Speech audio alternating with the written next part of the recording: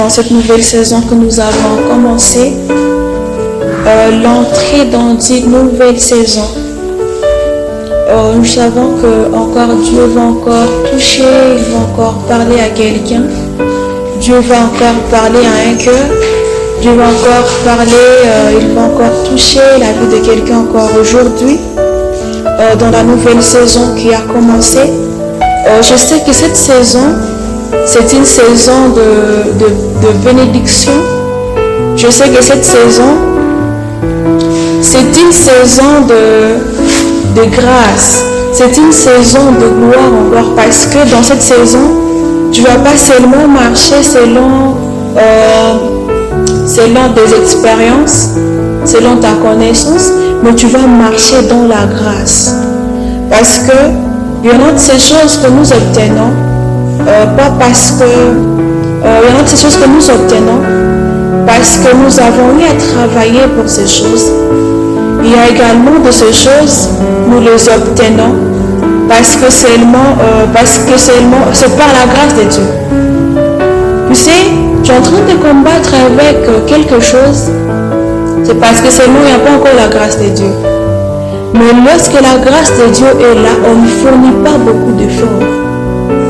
Dans la période, dans le temps de la grâce, là-bas, on ne fournit pas beaucoup d'efforts pour obtenir quelque chose. Parce que là-bas, ce qui se passe, c'est Dieu qui travaille.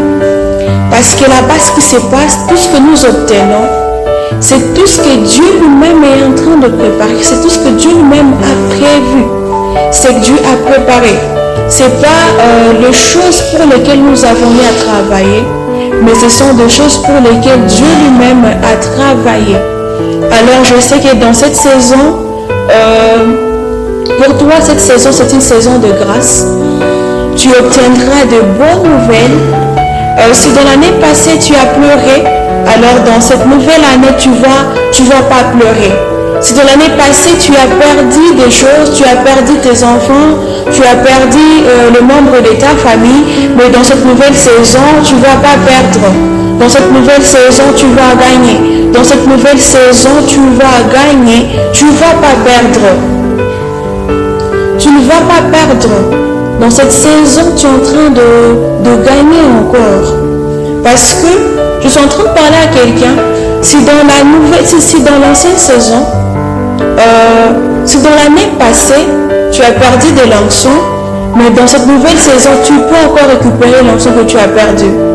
Si tu avais perdu quelque chose, tu avais perdu ta vie de prière et tu es en train de dire que peut-être que ça ne reviendra plus comme avant. Mais je suis en train de dire à quelqu'un qu'il y a encore la possibilité. C'est encore possible à ce que tu récupères encore. C'est encore possible à ce que tu retrouves encore ta force. C'est encore possible à ce que tu retrouves encore ton zèle. C'est encore possible à ce que tu retrouves encore ton premier amour. Si tu avais déjà abandonné Dieu, encore dans cette année, c'est une année de grâce. Cette année, c'est une année de grâce. Tu peux encore retrouver ce que tu as perdu. Parce que tu es en train de dire que la gloire du second temple sera plus que celui du premier temple. Parce que si avant tu priais pendant une heure, dans cette nouvelle saison, Dieu t'appelle encore dans la profondeur.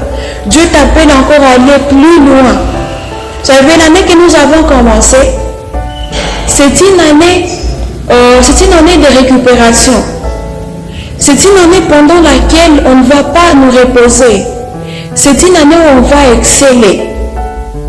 C'est une année pendant laquelle nous irons encore de gloire en gloire. Parce que lorsque Dieu nous a établis, Dieu ne nous a pas établis pour que nous soyons ses serviteurs qui seront en train de monter et descendre. Mais Dieu est en train de dire que mon serviteur prospérera. Il ira de gloire en gloire. Si dans le monde, il y a eu des paroles, ils ont eu à prononcer, ils ont dit que toi tu vas échouer. Mais parce que seulement tu es enfant de Dieu, tu ne vas pas échouer. Parce que même lorsque les sorciers prononcent de mauvaises paroles sur ta vie, tu dois être conscient de ton identité. Tu dois être conscient, tu te dis, moi je suis enfant de Dieu. Telle chose ne peut pas arriver dans ma vie. Dans la nouvelle saison que nous avons commencé, tu dois beaucoup prier. C'est une saison pendant laquelle nous devons beaucoup prier. Tu dois refuser beaucoup de choses. Tu dois refuser certaines choses qu'on a prononcées sur ta vie. Parce que nous, la Bible déclare que la malédiction sans cause n'a pas d'effet. Une malédiction qui n'a pas de cause n'aura pas d'effet sur ta vie. Même si dans ta famille, même si peut-être qu'il y a quelqu'un qui a prononcé de mauvaises paroles sur ta vie. Alors aujourd'hui, parce que seulement tu as donné ta vie à Jésus, il y en a de ces choses, il y en a de ces malédictions qui n'auront pas d'effet sur ta vie. Aujourd'hui, nous avons commencé une nouvelle saison. Alors dans cette nouvelle saison, nous avons besoin de l'onction de Dieu. Dans cette nouvelle saison, nous avons besoin de la grâce. Nous avons besoin de la puissance de Dieu. Si dans l'année 2025, tu es en train de marcher seul, mais dans cette nouvelle saison, tu dois marcher avec Dieu. Si dans l'ancienne saison, tu marchais selon tes expériences, tu marchais selon ta connaissance, alors, dans cette nouvelle saison, tu dois marcher avec Dieu. Dans cette nouvelle saison, tu dois marcher avec l'onction de Dieu. Tu dois marcher dans la présence de Dieu.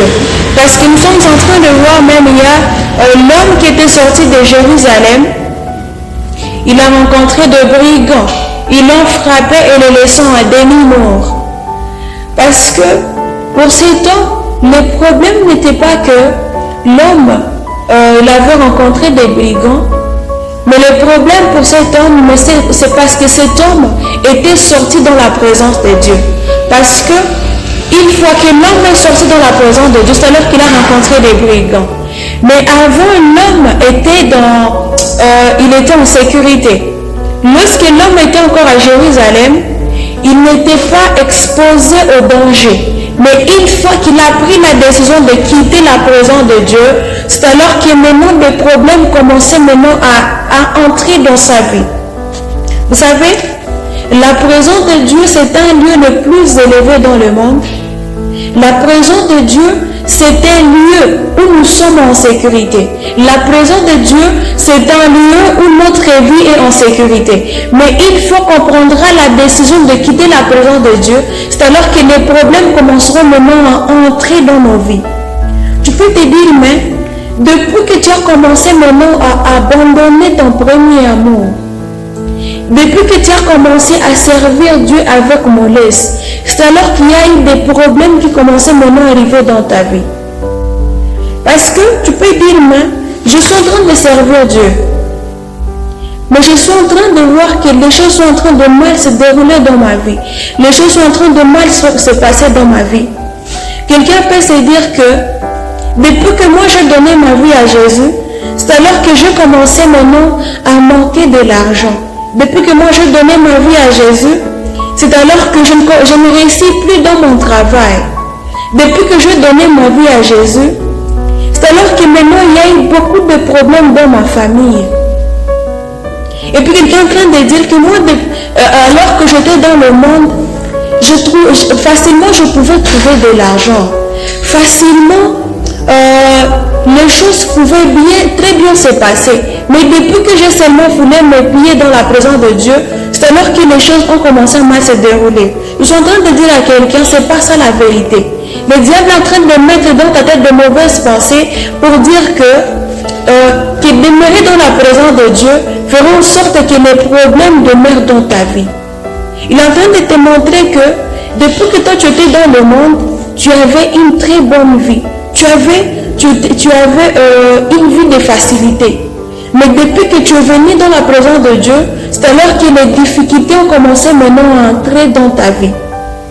Tu sais, notre vie sera en sécurité que lorsque nous déciderons de demeurer dans la présence de Dieu. Notre vie sera en sécurité que lorsque nous déciderons de rester pleinement dans la présence de Dieu. Nous devons rester dans la présence de Dieu. Malgré les choses que Dieu va te donner, mais restons dans la présence de Dieu. Malgré des bénédictions que Dieu va nous donner, mais nous devons rester dans la présence de Dieu. Tout ce que Dieu nous donne, nous devons le conserver que dans sa présence. Et puis maintenant, lorsque cet homme était sorti dans la présence de Dieu, il a rencontré des brigands. Il y a eu maintenant les Lévites qui étaient passés, mais les Lévites n'avaient rien apporté comme aide. Il y a eu le prêtre qui est passé. Mais les prêtres n'avaient rien apporté comme soutien. Parce que le problème pour cet homme, ce n'était pas que les hommes apportent de l'aide dans sa vie. Mais son problème avait besoin de Dieu. Son problème à lui n'entendait que la présence de Dieu. C'est alors que lorsque le bon samaritain est venu dans sa vie, lorsque le bon samaritain était en train de passer, le bon samaritain ne pouvait pas le laisser comme ça. Alors je suis en train de dire à quelqu'un dans cette nouvelle saison qui a commencé, il se peut que dans l'année 2025, tu passais par beaucoup de choses. Des choses qui ont touché même à ta foi. Tu commençais même à dire que peut-être que Dieu n'existait plus. Tu commençais même à dire, mais depuis que j'ai donné ma vie à Jésus, vraiment je vois que les choses sont en train de mal se passer. Tu avais même pris une décision de dire que dès aujourd'hui, moi j'abandonne les choses de Dieu. Parce que je ne vois même pas le bénéfice de rester dans la présence de Dieu. Je ne vois même pas les profits de servir Dieu. Parce que c'est comme si je me suis introduit dans des choses qui ne m'appartiennent pas. Alors, je suis en train de dire à quelqu'un que ton problème a besoin de Dieu. Peut-être que tu t'es confié aux gens, mais Dieu voulait à ce que tu te confies seulement en lui. Parce que dans cette saison, nous devons avoir la foi. Parce que parfois, lorsque Dieu voit que dans notre cœur, nous avons plus de considération, nous avons plus de l'attachement aux gens, Dieu permettra à ce qu'un problème arrive dans notre vie pour que lui-même vienne intervenir. Dieu permettra à ce que quelque chose arrive dans notre vie pour que lui-même intervienne à notre problème. Tu sais, ton cas-là a besoin de Dieu. Ton cas-là a besoin de Dieu. Il se peut que tu es sorti dans la présence de Dieu. Mais dans cette nouvelle saison, Dieu est en train de t'appeler et te dit, reviens encore. Reviens encore. Comme Dieu est un bon Père, malgré que cet homme était sorti dans sa présence, mais Dieu lui-même a suivi cette personne. Alors que les gens l'ont abandonné, mais Dieu lui-même l'a encore suivi. Je ne sais pas, tu as perdu des gens. Je ne sais pas combien de choses tu as perdu, mais il y a encore Dieu qui a besoin de toi. Mais aujourd'hui, Dieu est en train de te suivre. Aujourd'hui, encore le bon samaritain qui te suit, il est en train de dire que moi, je veux encore te sauver. Il est en train de dire, moi, je vais te redonner encore la vie. Moi, je veux encore redonner la vie à tes os. Tu as perdu la joie de vivre. Tu as perdu la paix. Mais aujourd'hui, encore le bon samaritain qui est en train de passer. Dans l'année passée, tu as perdu beaucoup de choses. Dans l'année passée, tu as vu que personne n'avait plus besoin de toi. Tu étais en train de passer pendant des moments difficiles, mais tu étais en train de te rendre compte que personne n'était là pour te secourir. Mais il y a le bon samaritain qui est en train de passer. Il y a le bon samaritain qui est en train de passer. Et aujourd'hui, il est en train de venir encore restaurer ta vie de prière. Il vient encore restaurer ta joie. Il vient encore restaurer ta paix. Parce que lorsque Dieu vient restaurer, Dieu, il vient, il te donne plus que ce que tu as perdu. Dieu, il vient encore te donner plus que des choses que tu as perdues. Plus que ce que tu as perdu. Alors, aie seulement foi en Dieu. Ayons foi en Dieu. Faisons confiance en Dieu, sachant que malgré tout ce que nous sommes en train de traverser, mais il y a encore Dieu avec nous. Parce que le problème, c'est pas que tu es en train de passer par des moments difficiles, mais le problème, c'est que dans ce moment difficile, tu es en train de passer ces moments avec qui? Tu es en train de passer ces moments avec qui? Rassure-toi que même dans la fourneuse, tu seras avec Dieu. Rassure-toi que même si je suis dans la fournaise de feu, mais je suis ici avec Dieu. Tu peux passer pendant des moments difficiles, mais Dieu n'est pas avec toi. Tu peux passer pendant des moments compliqués, mais tu n'es pas avec Dieu. Mais rassure-toi que même dans ces moments difficiles que je suis en train de traverser, je suis ici avec Dieu. Pendant des moments que je suis en train de traverser, est-ce que Dieu est avec moi? Parce que parfois les moments difficiles arrivent dans la vie. Parfois les problèmes arrivent dans nos vies. Mais tu peux te dire, mais pourquoi cette chose est arrivée dans ma vie? Qu'est-ce que Dieu veut m'apprendre dans cette saison? Qu'est-ce que Dieu veut m'apprendre dans cette saison? Tu peux voir que tu as perdu ta réputation. Tu as perdu quelque chose de si important, mais tu peux te demander, mais qu'est-ce que Dieu voulait m'apprendre dans cette saison ici? Qu'est-ce que Dieu voulait m'apprendre? Parce que lorsque les problèmes arrivent dans la vie des enfants de Dieu, premièrement, il y a des souffrances qui arrivent parce qu'il y a la main de l'ennemi derrière ce problème. Parce qu'il y a la main de l'ennemi derrière cette souffrance. Parce que derrière tout ce qui se passe dans la vie d'un enfant de Dieu, il y a toujours une puissance. Derrière tout ce qui se passe dans la vie d'un enfant de Dieu, il y a toujours une force. Soit c'est une force qui vient de Dieu, soit c'est une force qui vient du diable. Alors, peut-être que ce qui est en train de se passer dans ta vie, c'est parce qu'il y en a des sorciers qui ont provoqué quelque chose. C'est parce qu'il y en a de ces sorciers, il y en a des démons qui ont planifié, ils ont fait des plans pour détruire ta vie. Peut-être que si à quoi tu es en train de traverser, derrière ces problèmes-là, il y a la main de l'ennemi. Il y a un problème qui peut arriver parce qu'il y a la main de l'ennemi derrière. Il y a aussi un autre problème qui arrive parce que c'est une école de Dieu. Tu peux passer tout ton temps en train de chasser les démons, cependant que si à quoi tu es en train de traverser, c'est une école de Dieu. Peut-être que ton problème là, c'est pour toi une école de patience. C'est pour toi une école de sagesse. C'est pour toi une école de fidélité. Parce que bon nombre de gens se confient en Dieu parce que d'abord ils sont en train de voir ce que Dieu va leur donner. Mais nous ne devons pas nous confier en Dieu parce que nous sommes en train de voir combien de choses Dieu va faire dans nos vies. Confions-nous en Dieu d'abord parce que nous l'aimons. Nous devons faire confiance en Dieu parce que d'abord nous aimons ce Dieu-là. Parce que lorsque tu donnes ta vie à Jésus, parce que Dieu multiplie le pain.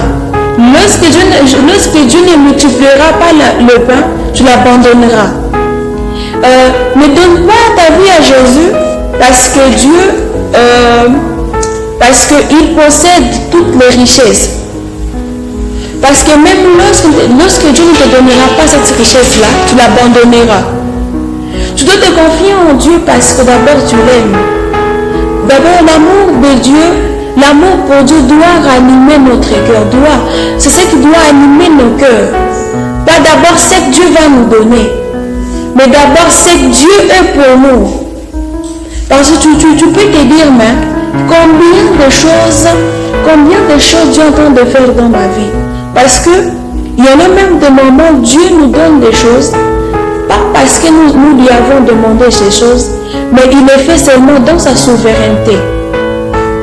Il les fait seulement dans sa souveraineté. Il les fait seulement dans sa grâce. Parce que d'abord, même lorsque Dieu nous a sauvés, il ne nous a pas sauvés d'abord parce que nous l'avons mérité. Personne n'a mérité le salut, mais c'est seulement par la grâce de Dieu. C'est comme ça là maintenant, tu peux te rendre compte que quelque chose est arrivé dans ta vie. Mais si tu ne comprends pas le langage de Dieu dans la situation dans laquelle tu es en train de traverser, tu vas taper à côté. Parce que dans ce que tu es en train de traverser, tu dois savoir d'abord, mais derrière ce que je suis en train de traverser là, est-ce qu'il y a la main de l'ennemi? Est-ce qu'il y a la main de Dieu? Qu'est-ce que Dieu veut m'apprendre? Est-ce l'école de Dieu? Est-ce la volonté du diable? Parce que il y a des moments où tu peux demander à Dieu quelque chose, mais Dieu ne va pas d'abord donner la chose que tu es en train de demander. Mais Dieu veut d'abord te former. Parce que dans cette saison qui est en train de commencer, Dieu sera en train de, c'est ça qu'il est en train de te former d'abord.